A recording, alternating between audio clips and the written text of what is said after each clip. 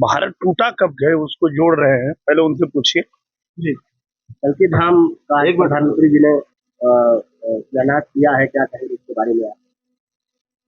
प्रधानमंत्री जी हमारे देश के नए निर्माण में लगे हुए हैं और भारत का नव निर्माण शुरू हो गया है।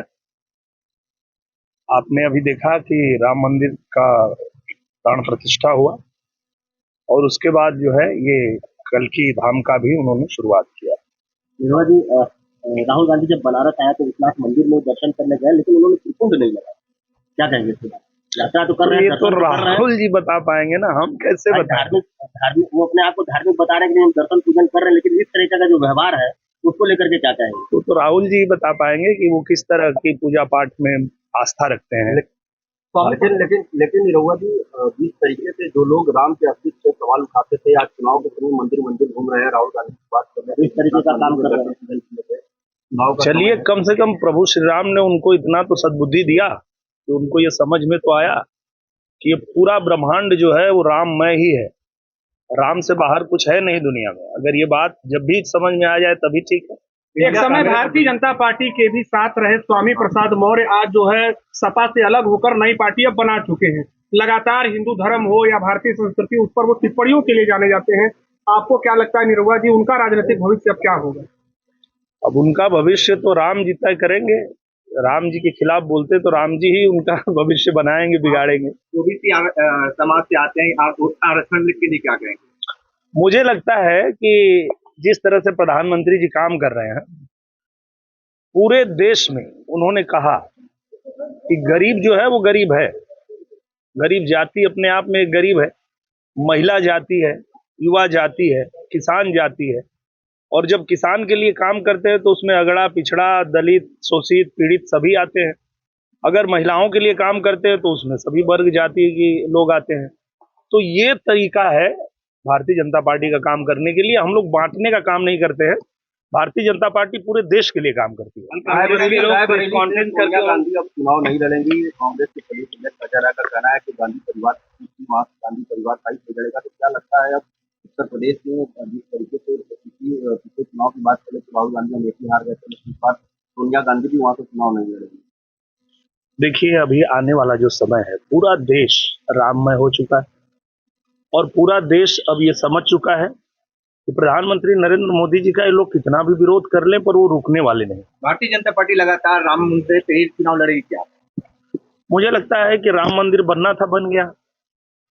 अब आगे जो है प्रधानमंत्री जी ने सीधा संकेत दे दिया पूरे देश को कि राम से राष्ट्र की ओर, राम मंदिर का निर्माण हो गया, अब राष्ट्र निर्माण के लिए काम करेंगे। कल कांग्रेस की तरफ से एक प्रेस कॉन्फ्रेंस किया गया था जिसमें कहा गया था कि राहुल गांधी अंदर जब दर्शन किए गर्भगृह में, उस दौरान की फोटो नहीं दी गई प्रशासन के द्वारा, जबकि भारतीय जनता पार्टी के जो नेता आते हैं वो दर्शन करते हैं, उनका फोटो वायरल होता था सोशल मीडिया के लिए।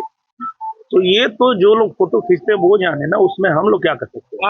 आप सांसद हैं आजमगढ़ के और राजनीति में भी आपकी एक बड़ी भूमिका देखी जा रही है। अगर समाजवादी पार्टी के मुखिया अखिलेश यादव के परिवार से एक बार फिर से वहां पर कोई चार्ज उठता तो आप कितनी बड़ी चुनौती मानते हैं?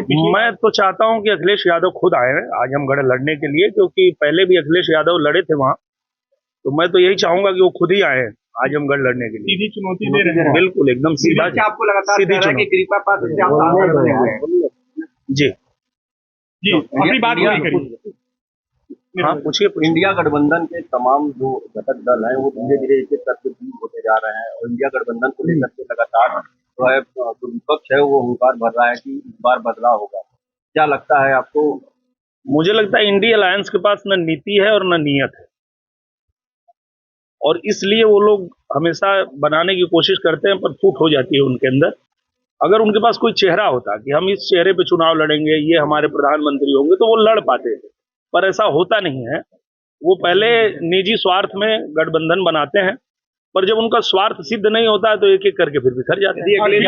अखिलेश हुए फरार निरहुआ सेटल है। मार्कंडेय महादेव महोत्सव में आपने एक बड़ी ललकार के साथ ये गीत गाया था, क्या कुछ संदेश रहा, क्या कुछ इसका उद्देश्य रहा? मुझे लगता है कि आजमगढ़ में पहले उनको मौका मिला था और 4 साल वहां रहने के बाद जब वो छोड़ के चले गए तो 1 साल हम लोगों को अवसर मिला, और 1 साल में हम लोगों ने आजमगढ़ में उतना काम किया जितना वहां 50 साल में नहीं हुआ। आजमगढ़ में अंतर्राष्ट्रीय हवाई अड्डा बन रहा है, आजमगढ़ में विश्वविद्यालय बन गया है, आजमगढ़ में अटल आवासीय महाविद्यालय बन गया है, आजमगढ़ में संगीत महाविद्यालय बन रहा है, आजमगढ़ बनारस और गोरखपुर के लिए सीधी रेल लाइन बिछ रही है, जो 70 साल से मांग थी वो इन 1 साल में पूरा हो गया है। तो मुझे लगता है कि 1 साल में भारतीय जनता पार्टी के नेतृत्व में जो वहां काम हुआ है, उसके बाद चाहे अखिलेश जी आए, चाहे उनके परिवार से आए, चाहे कोई आए, आजमगढ़ की जनता ने तय कर लिया है कि हमको अब सरकार के साथ रहना है। और पूरा देश जानता है कि तीसरी बार फिर से नरेंद्र मोदी जी प्रधानमंत्री बनने जा रहे हैं, तो आजमगढ़ भी उनके साथ ही चलेगा। निरहुआ जी, ज्ञान वापी को लेकर के इसमें लगातार चर्चा का विषय बना हुआ है। जिस तरीके से 31 जनवरी को वहाँ पर पूजा पाठ शुरू हो गया, मुख्यमंत्री का भी बयान सामने आया है, लेकिन यहाँ के जो संत हैं वो आरोप लगा रहे हैं कि कुछ मुस्लिम संगठन है वो लगातार ज्ञान वापी को लेकर बातचीत कर रहा है। कोई साजिश काम नहीं आएगी। मुझे लगता है कि जब कोर्ट का आदेश आएगा तो कोर्ट के फैसला को हर किसी को मानना पड़ेगा।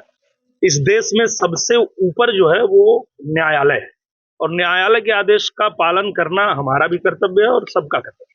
निरहुआ जी, यदुवंशी समाज की बात कर ले तो माना जाता था कि बिहार में या उत्तर प्रदेश में एक ही परिवार से जुड़े हुए राजनीतिक लोग आते थे, लेकिन डॉक्टर मोहन यादव मध्य प्रदेश में मुख्यमंत्री चुने गए, उसके बाद लगातार इस पर बयानबाजी भी हुई। आप कैसे देखते हैं, क्या लगता है? ने जो विवादित टिप्पणी दिया यादव समाज को लेकर के, यादव नाम लेकर के, क्या कहेंगे? बड़ी विवादित टिप्पणी। क्या टिप्पणी किया? उनका कहना ये था कि कहीं न कहीं यादव समाज को लेकर राजनीति हो रही है, हम असली हितैषी हैं यादव समाज। यादव के नेता वही है, उनका ये कहना। अगर वो यादवों के असली नेता है तो उनको यादवों के हित के बारे में सोचना चाहिए। और जब उनको पता है कि प्रधानमंत्री नरेंद्र मोदी तीसरी बार प्रधानमंत्री बनने जा रहे हैं, तो अगर यादवों का हित उनको सोचना होता तो वो प्रधानमंत्री जी के साथ आते। वो भाजपा के साथ अगर गठबंधन करना है तो भाजपा के साथ करते। वो इंडी अलायंस में क्यों जाते जहां की दूर दूर तक कोई उनका भविष्य ही नहीं है? तो इसका मतलब कि यादवों के अगर वो सबसे बड़े नेता हैं तो यादवों का भविष्य अंधकार में डालने वाले भी अखिलेश यादव ही। एक सवाल और निरहुआ जी, जो राहुल गांधी की भारत जोड़ो न्याय यात्रा है उसमें ये खबरें सामने आ रही हैं कि अब अखिलेश यादव भी उस यात्रा में नहीं शामिल होंगे। कहीं न कहीं जो तकरार है वो साफ तौर पे देखने को मिल रहा है। क्या लगता है, कांग्रेस अब अकेले बचेगी उत्तर प्रदेश में? उत्तर प्रदेश में कांग्रेस कब की खत्म हो गई है, कहाँ उनका कुछ अस्तित्व ही नहीं बचा है।